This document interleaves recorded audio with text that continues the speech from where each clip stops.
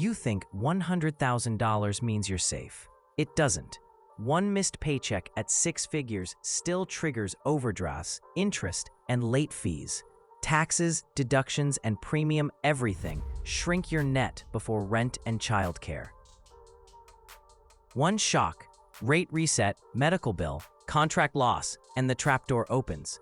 The system pushes you to pre-commit your future cash flow, then punishes any wobble. The more you earn, the more you're nudged to lock in higher monthly burn. Stay with me. At the 70% mark, I'll give you a one-rule money split, 70-30, that stops lifestyle creep without cutting your life. Just budget harder sounds responsible, but it ignores how the system extracts from higher earners. Raises hit higher brackets, credits phase out, payroll elections creep. That $10,000 raise isn't $10,000 in your pocket. It shrinks after taxes, and again after default deductions you forgot about. Prestige inflation kicks in. Your job expects polish, peers set the bar, and reasonable becomes a pricier zip code, a nicer car, a wardrobe refresh. You're not buying status for fun. You're buying friction reduction. Then the convenience tax. You're busier, so you outsource time.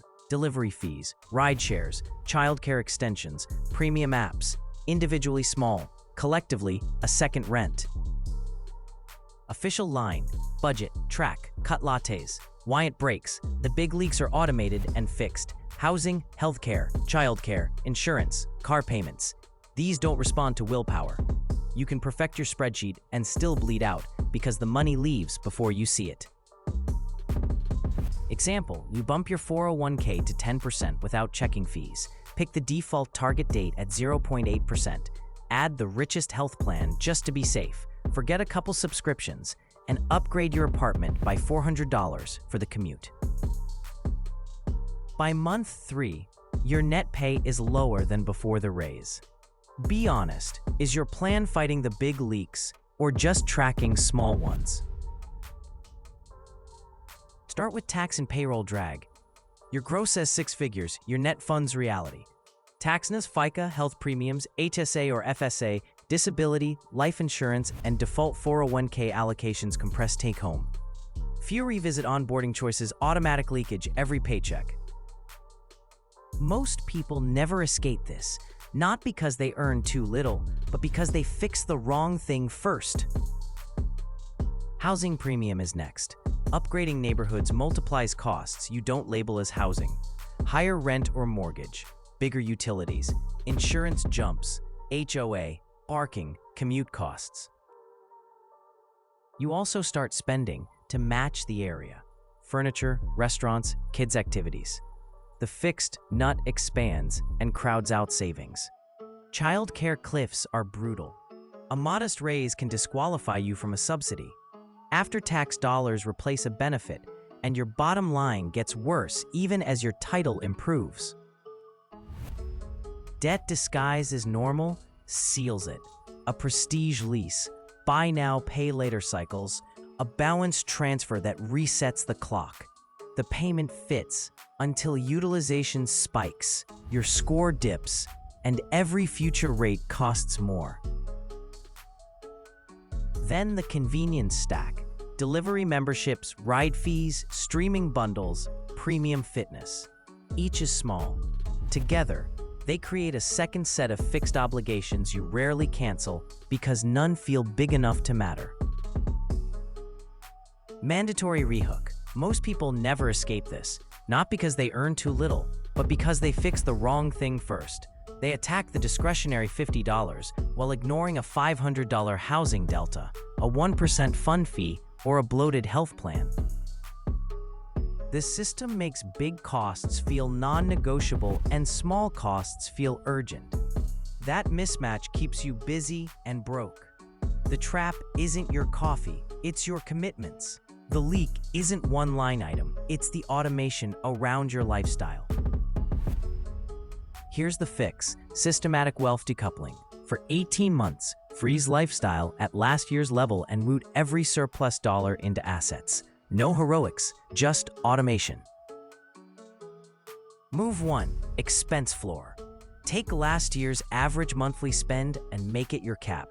On payday, auto-sweep every dollar above that cap into a brokerage called future paychecks. Do it before rent hits and before swipes happen. If you don't automate this, it fails. Move 2. Kill one big leak. Don't hunt 10 tiny expenses. Pick one: housing peripherals, insurance, or your car payment. Renegotiate one thing, reshop one policy, or exit one payment. You only need one win that frees $200 to $500 a month, because that compounds. Move 3. Stop fee extraction. In your 401k or brokerage, use low-cost index funds. A 1% fee quietly steals years of your future. Same market, less extraction. 3 quick wins this week. Reshop auto and renter's insurance. Move your cell plan to a reputable MVNO, and take the employer HSA seed if offered. Now here's the 70% lever.